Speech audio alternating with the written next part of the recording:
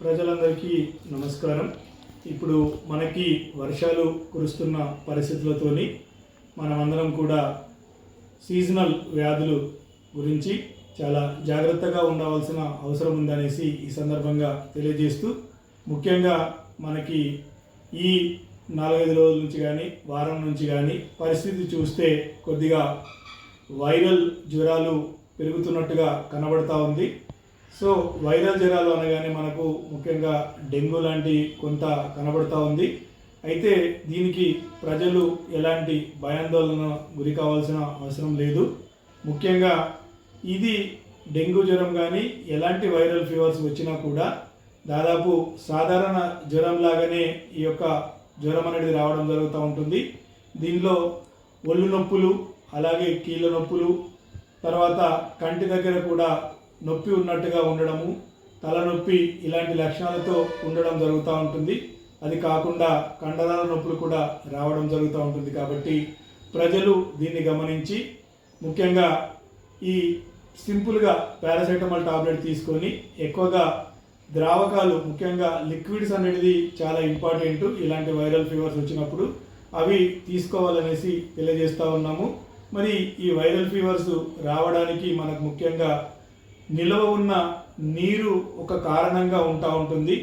So అందుకే ప్రజలందరూ కూడా అప్రమత్తతో మన ఇంటి పరిసరాలలో, అలాగే చుట్టుపక్కల కూడా మనం పరిసరాలను శుభ్రంగా ఉంచాల్సిన అవసరం ఉంది. ముఖ్యంగా నిల్వ నీరు అంటే వాటర్ ట్యాంకులలో కానీ, అలాగే టైర్స్లలో కానీ, మన కొబ్బరి చిప్పలలో కానీ, మన యొక్క కూలర్స్ ఇలాంటి వాటిలలో నిల్వ నీరు ఉన్నప్పుడు ఈ యొక్క ఎడీస్ మస్కిటో, ఈ డెంగ్యూ కారకమైన ఎడీస్ మస్కిటో అనేది ఇది అక్కడ పెరగడం జరుగుతూ ఉంటుంది. కాబట్టి ప్రతి ప్రభుత్వం ఇచ్చిన పిలుపు మేరకు ప్రతి ఫ్రైడే డ్రై డే కార్యక్రమాన్ని పాటించడము, అలాగే మన యొక్క గ్రామ పంచాయతీ మున్సిపాలిటీలలో మన యొక్క పారిశుద్ధ్య కార్మికుల ద్వారా ఈ యొక్క పైరిథ్రిన్ స్ప్రేలు అలాంటివి చల్లడము, ఇళ్లలో అయితే మనకు మస్కిటో రెపెలెంట్స్, మస్కిటో నెట్స్ వాడడము అనేది చూసుకోవాలి. ముఖ్యంగా డెంగ్యూ కారకమైన దోమ డే టైంలో ఎక్కువగా బయట చేయడానికి, సాయంకాలం బయట చేయడానికి అవకాశం ఉంటుంది. కాబట్టి ప్రజలు దీని పట్ల జాగ్రత్త వహిస్తే దీని నుంచి మనం బయటపడడానికి అవకాశం ఉంటుంది.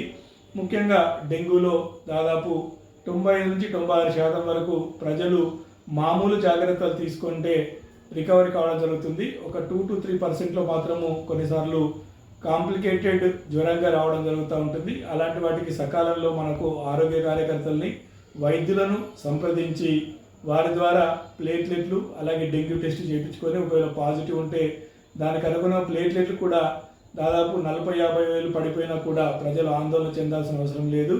అది జ్వరం తగ్గగానే ఆటోమేటికల్లీ పెరుగుతూ ఉంటుంది.